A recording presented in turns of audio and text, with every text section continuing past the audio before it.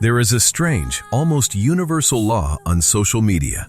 The louder the platform gets, the more suspicious we become of the silence. Think about the last time you checked a friend's profile and saw nothing. No posts, no stories, no updates for months, maybe years. What was your immediate, involuntary thought? Was it concern? Or was it a quiet, insidious judgment? What are they hiding? Are they struggling? Or the most telling thought of all, why aren't they playing the game? This judgment isn't random. It's rooted in a deep, uncomfortable psychological phenomenon, the scroller's gaze. We, the active participants, the silent observers, and the casual posters, the scrollers, unconsciously perceive the non-poster as a threat to the established social contract. The contract states that visibility equals validation and performance equals existence. When someone opts out of this performance, they don't just become invisible, they become a mirror, reflecting the high cost of the visibility we've all paid. The core of this problem is the performance trap. We don't simply communicate online, we engage in identity crafting. Every photo, every curated caption, every status update is an audition for belonging. It is an unconscious appeal to the platform and the audience. This is who I am. Do you approve? The platform is engineered to reward this behavior. Every like, every heart, every comment triggers a release of dopamine, the same neurotransmitter involved in reward and addiction. We become conditioned, like Pavlov's dogs, to associate the act of posting, the performance, with a hit of chemical validation. This chemical conditioning is not harmless. It subtly rewires our definition of value. We begin to think in terms of shareable experiences instead of real ones. Did it even happen if it wasn't posted? Was the food good if it wasn't photographed? Was the moment meaningful if it wasn't validated by an audience? The silent person, the one who enjoyed the sunset without capturing it, who had the laugh without recording it, breaks this loop entirely. Their silence is a form of discipline, a refusal to connect their inherent worth to a digital applause machine. And this is where the scroller's gaze becomes judgmental. The scroller, subconsciously hooked on the dopamine cycle, cannot fathom resisting something designed to be irresistible. When they see an empty profile, their brain registers a deviation from the norm, a psychological outlier. This deviation must be explained away. Instead of questioning the system, am I too dependent on likes? They question the outlier. What's wrong with them? The default assumption is often negative: isolation, withdrawal, or arrogance. It's easier to label the quiet person as antisocial or mysterious than to admit their silence might represent the level of self-control, introspection, and emotional independence that we, the scrollers, secretly crave but fear to pursue. The silent profile is a void, and the scroller's mind rushes to fill that void with the most convenient, self-protective narrative. It is a defense mechanism to preserve the performance we've invested so much time and self-worth into. If the silent person is happy and fulfilled without the performance, then the scroller's investment, their constant performance, is suddenly exposed as futile, or worse, self-destructive. This is the psychological paradox of the digital age. Those who are most invested in projecting their identity are often the first to feel threatened by the absence of identity projection in others. The scroller's judgment is not about the quiet person. It is a confession about the scroller's own fear of stepping away. The scroller's gaze is a constant, exhausting awareness that you are being watched, even when you aren't. The silent person has found a way out of that exhausting awareness, and that freedom is terrifying to those still trapped in the cage of visibility. The judgment we cast on the quiet ones is not just idle curiosity, it's a projection of our own deeply held anxieties. Psychologists call this a form of self-presentational pressure. It's the constant subtle anxiety that we must always be on, always updating, always curating the highlight reel, even while our own behind the scenes is messy and complicated. The silent individual, by simply existing without broadcasting, exposes the artificiality of this pressure. They remind us that there is a way to be whole in a world that rewards fragments. This is the essence of the scroller's inner conflict.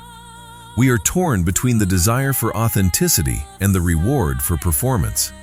The silent person has chosen the former, forcing us to confront why we so easily choose the latter. This leads us to the critical concept that separates the poster from the non-poster, the internal locus of control. This is a psychological term that defines where a person draws their sense of worth and happiness. Someone with an external locus of control relies on approval from the outside, likes, comments, external validation, to feel adequate. Their identity is fragile and constantly needs to be mirrored back by the digital echo. The person who rarely posts, however, often possesses a strong internal locus of control. Their sense of worth comes from within. They don't need the digital echo of "you're enough" to believe it. This is not disinterest in the world, it is discipline, the deliberate choice to disconnect from the instant dopamine loop designed to keep us hooked. It takes remarkable self-awareness to resist a system that has conditioned an entire generation. Their quietness is not a flaw. It is a profound declaration of self-possession. The scroller, operating primarily from an external locus of control, perceives this inner strength as aloofness or superiority, hence the judgment. We subconsciously assume that if they aren't seeking approval, they must believe they are above it. This is a classic projection mechanism. The scroller's fear of not being seen transforms into the judgment that the non-poster is trying too hard to be mysterious, or worse, is deliberately trying to make others feel inadequate for needing to post.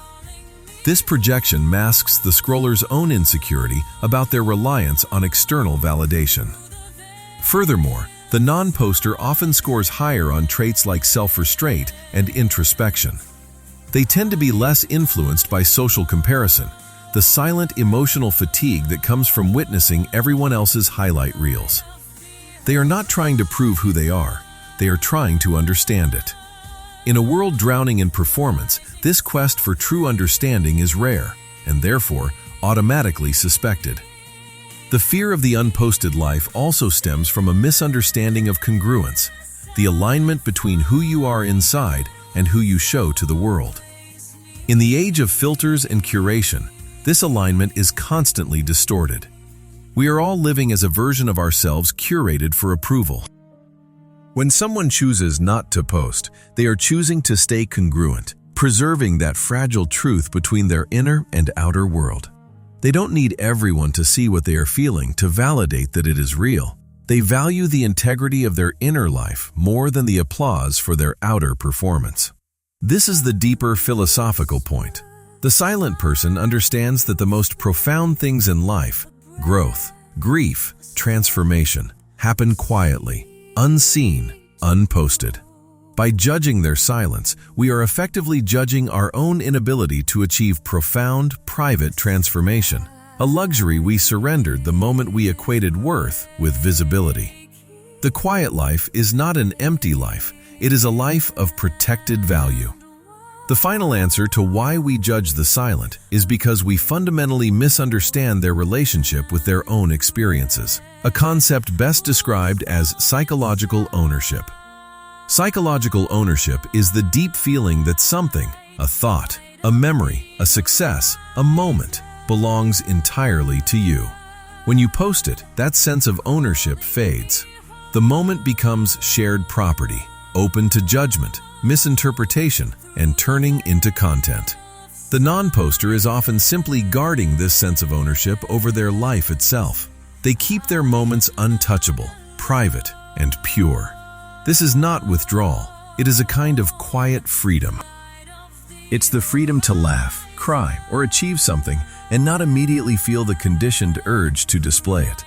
The silent person has broken the reflex that was trained into us over a decade of dopamine loops.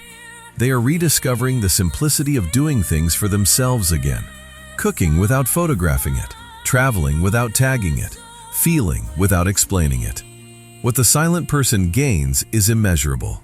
A kind of self-awareness that does not need an audience. They are comfortable in their own company. They don't need an audience to validate their worth. This is not arrogance, it is peace. And ironically, these are often the people who have the most interesting stories to tell, but they save them for when you are sitting across the table, not across the screen. For them, real connection is measured in shared silence, in eye contact, in the raw, unbroadcasted moment, which feels infinitely more real than digital closeness.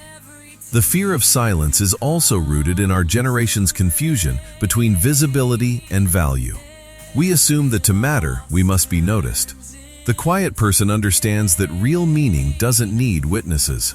Some of the most transformative moments of your life will happen without a single person watching. No cameras, no captions, no audience, just you. The silent life is a constant, subtle reminder that privacy is not loneliness, it is intimacy with yourself. When you stop broadcasting every thought, you start hearing your own again. You reconnect with the parts of you that got lost in the noise, your quiet desires, your inner compass. This is the homecoming, the return to the self that exists outside the validation loop. In conclusion, the reason we judge those who stay quiet on social media is not because we genuinely believe they are hiding something sinister. We judge them because their refusal to perform shatters the illusion we are living under. Their silence acts as a mirror.